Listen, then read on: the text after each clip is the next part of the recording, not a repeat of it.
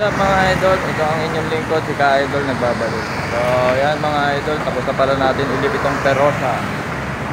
So ito yung Perosa mga idol. Yan. Yan yung kanyang Perosa. So yan mga idol, tapos na ulit. Yan, balik na yan ng almost 6 inches mga idol. 6 inch stick pala ang ginawa namin dito. So, ngayon ko lang nasimulan kasi ngayon na ako nakapasok. So, pagpasensyahan nyo na mga idol. At ngayon ko lang siya na i-vlog nang nakalip na. So, yun mga idol. Ang gulong niya, kita nyo naman. Nagmukha na siyang kariton. Then, ito yung ipapalit na gulong.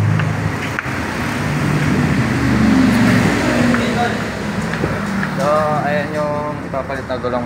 Ayan yung kanyang ipapalit na gulong is 33. Ay 1250 R15. So ayan yung isasalpak natin sa Perosa. Ayan.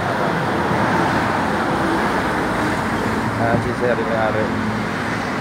So ayan mga idol, nakakabit na yung kanyang gulong. Ayan.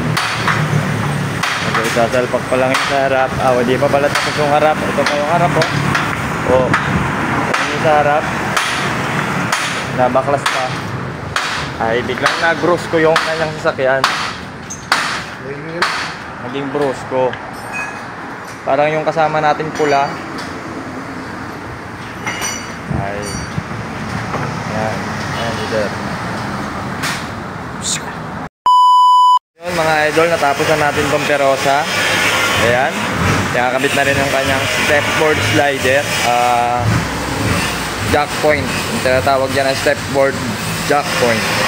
Stepboard jack point. Ayan. Napakaangat mga idol. Ayan. Yung kanyang gulong. Biglang tindi. Biglang brusko. Ayan. Napakaangat. O diba? Alright. Napakaganda.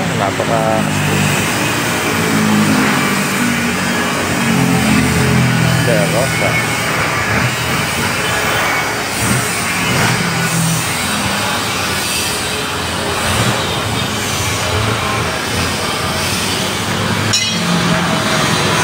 Diba? Ang angas. Okay, kabit mo na stepboard tol. Ang kanya stepboard. Stepboard jack point. Ang tawag dyan, stepboard jack point.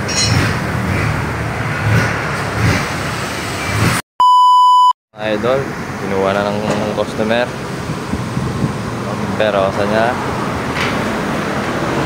Ayun, naka-spacer na rin yan. Ayun. Ingat sir, enjoy the ride.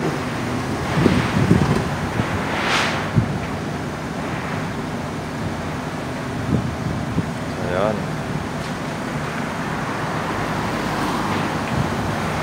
Naka 50mm spacer yan mga idol.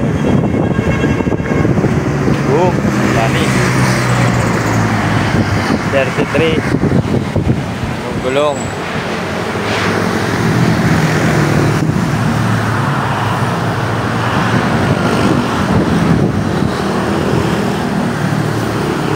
May kausap pala sa cellphone. Right. Okay. Salamat sir. Good luck. Enjoy the ride.